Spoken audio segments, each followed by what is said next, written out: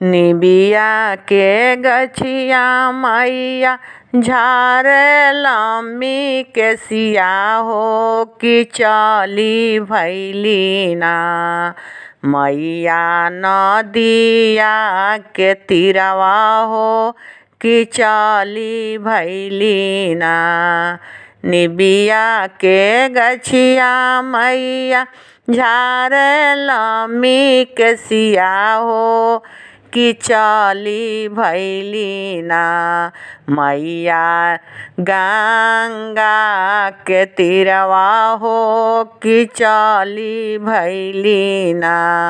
मैया जमुना के तीरवा हो कि चली भैली ना। हेने आवा मलाहा जे भैया हो कि हमके बैठावो ना।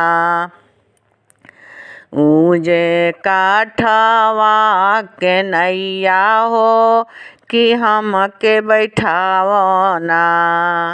हेने आवा तू खेवैया हो कि हमके बैठावो ना।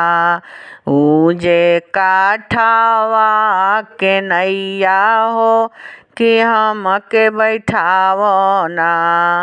ऊजे काठवा के नैया हो कि हमके बैठावो ना।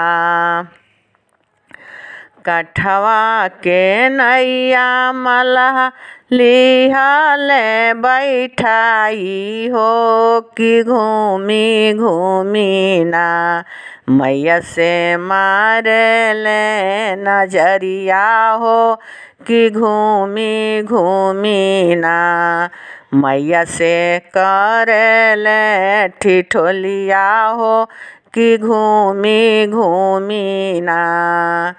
काठवा के नैया मल्लाह लिहले बैठाई हो कि घूमी घूमी ना। मैया के नीरे खेल दहिया हो कि घूमी घूमी ना। मैया के नीरे खेल दहिया हो कि घूमी घूमी ना। आँखी तोहरे फूटे मल्लाह बहिया लागे घुनवा हो कि नाही चिन्हल ना। हम तो देशवा के माई हो कि नाही चिन्हल ना। हम तो जहानावा के माई हो कि नाही चिन्हल ना। आँखी तोहरे फूटो मल्लाह बहिया लागे घुनवा हो कि नाही चिन्हल ना। हम तो हई देवी माई हो कि नाही चिन्हल ना। हम तो हई देवी माई हो कि नाही चिन्हल ना।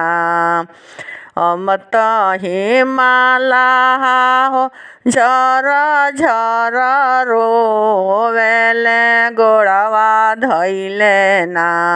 मैया के मुड़िया पटकले हो कि गोड़वा धैले ना।